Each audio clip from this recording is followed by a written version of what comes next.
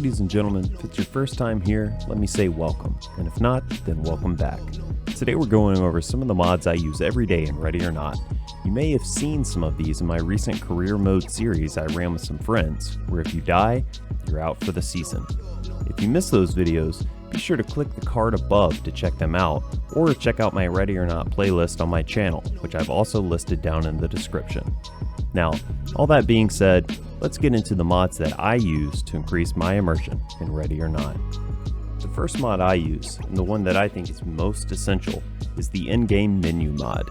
This mod lets you manage players in your lobby, quickly change maps, but most importantly, it allows you to set the player count for your lobby to higher than 5 people, which is the standard in Ready or Not. I've been using this mod since the early days of the game's launch, and I think we've gotten lobbies up to 12 to 15 people deep before. Playing with a larger stack is awesome, but be aware that the more people you have, the more difficult it's going to be to effectively communicate with each other. Next up is the Real Police Yells voiceover mod, which I also ran in my career mode series. This mod replaces the monotonous, dull, "Get down, let me see your hands" lines in the game with high-intensity audio taken directly from real body-worn cameras on police in real high-stress situations. That kind of thing is very difficult to replicate in a VO booth. Just give a listen here. It's what? Fucking hands up! Show me hands up! Hands up! Fucking hands up! Show me your hands right now! Put your fucking hands up! Stop moving! One downside to this mod is that the overall quantity of lines is relatively small and the lines are selected randomly, so there's a decent chance you'll hear your character use the same line twice in a row. Hands up now! Hands up now! Another issue is that the VO lines are only for the characters Swan, Prescott, King, and Eli. So if you prefer playing as Judge, or you're playing single player where the game defaults you to Judge no matter which character you select, you're still only going to have the base game yells for your character. The only other issue with this mod is that it isn't a pack file like the others. You will have to go in and replace the standard VO files with the modded ones, so it's a little more work. I've had one instance where my game wouldn't launch due to incorrect files and I had to re-download the game files. But that's only one instance in hundreds of times launching the game, so I wouldn't worry too much about it. Now, moving on from those two mods, the majority of the rest of the mods you'll see for the game are either custom maps, which I won't go into in this video, and model replacements. Almost all of these types of mods will be in pack files, and installation is as easy as drag and drop into your pack folder. We'll start off with a uniform skin, the vanilla FBI HRT Overhaul. Some uniform mods are pretty out there, but I really like this one for keeping it simple. The modder added some LOD levels to the uniforms, corrected some empty mag holders, and added a shema to certain characters. They also kept the multicam camouflage, which I appreciate for the HRT team. Right now, this is the only uniform mod that I'm running since the June update gave us OD green outfits, as well as short sleeve rugby shirts for some of the operators. Next up is the VANT-VM Replacer for the ballistic shield. Now, to be honest, I'm not entirely certain that this is the shield replacer that I want to stick with moving forward. It looks cool from a third-person perspective, but when you're running this yourself, visibility is drastically reduced due to the small window. Another issue is how far up the back it protrudes when the operator isn't using it. And while it appears larger due to the model, this will not better protect your operator's legs. There are a couple different shield models on Nexus, so be sure to try them out and see which one you like the best. The majority of the mods I have loaded are weapon model replacements. Of course they are. This is a first-person shooter, and guns are cool. I've gone through a number of different M4 replacers, but the CAC-ERX M4 model from the EFT and Ready or Not series is my current favorite. I'm personally a sucker for the dual color look of black and FDE, and this mod scratches all the right places for me. Paired with some other attachment mods that I'm going to talk about in a bit, this model really adds to the overall realism and immersion I feel when I'm playing Ready or Not. I've set out to make my rifle in Ready or Not look as close to my real Mark 18, which I'm showing on screen now, which drives the attachments and weapon models that I choose to use. I haven't been able to find a great Handstop mod yet, but there is one I'll talk about in just a bit. The next weapon replacer I use is the P320 model that replaces the Glock 19. Now, don't get me wrong, I love the Glock 19, and in fact I have one for my everyday carry piece. But I also have a P320, an Army Spec M17 to be exact, and damn do I love that pistol. And I'm not the only one. The Army selected the P320 as their new primary sidearm, and multiple police precincts around the US now issue the P320 instead of the Glock 17. Not only is it a great pistol, it's also aesthetic as fuck. My one and only complaint about this mod is that the model is technically the P320 compact and not the full-size pistol. But that's also a complaint I have with Ready or Not's Glock 19 instead of having the Glock 17 available. There's no reason for these guys not to have a full-size pistol. On the topic of weapon replacers, I have a heap of other weapon mods installed that I don't really get to see much in game because I primarily run the M4. Most of these were included because some of the in-game models are, to be frank, kind of ass. Why on God's earth they decided to add the Mk16 or SCAR without the UGG boot stock is beyond me, but hey, there's a mod for that. What gives with that fugly broken ass G36 model? Don't worry, there's a mod for that. Disappointed in the 416 or BRN180? There's a mod for that.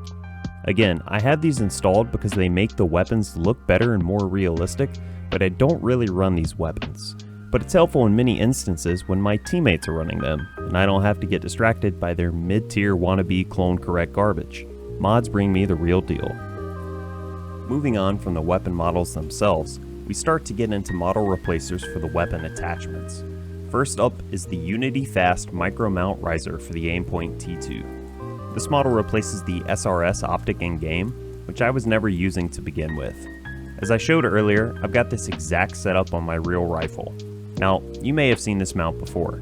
It's popular with a lot of firearms experts over on Instagram because 1, it fucks, and 2, it looks cool. Now, in Ready or Not, height over bore is a real thing, meaning the bullet is not always going to impact where my red dot is, because in real life, there's a distance between the bore of my rifle, where the bullet is coming from, and the center of my optic, which is where my dot is. I'm not going to get into height over bore discussions in a video about mods for a video game, but the reason people like this mount is because you don't have to crunch down into your cheek well to be able to see the dot, and it makes passive aiming under nods much easier. Neither of those are a mechanic in this game, but know that's why this mount is popular. And Ready or Not, it just looks cool. While we're on the topic of optics, next up is the Eotech EXPS3 texture pack. Before I started using the Unity Fast mount, I primarily used the Eotech, or as it's shown in the standard game, the Leotech. Funny enough, this is actually what I ran on my real life Mark 18 before switching over to the Unity Fast mount. This mod adds in realistic branding and decals to the optic, and that's pretty much it. I prefer running the FDE version because, like I said, I'm a sucker for the black FDE combo. Perk of growing up in the GWAT, I suppose. The next mod I'll cover is called Clone Correct LA5 with Surefire M600V. What this mod does is place both an IR laser and a flashlight onto the rail at the same time, but this is only cosmetic at the moment, meaning you have to pick which attachment you want to function. I mostly run white light unless the stack agrees beforehand that we're going to run nods and IR lasers. You don't want to be the guy who blinds the rest of your stack with white light because you forgot to pay attention.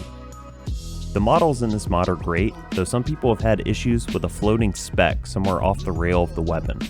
My only issue is that, due to the design of the game models, some rifles will have the PEC and flashlight on the side or bottom of the rail instead of proper placement.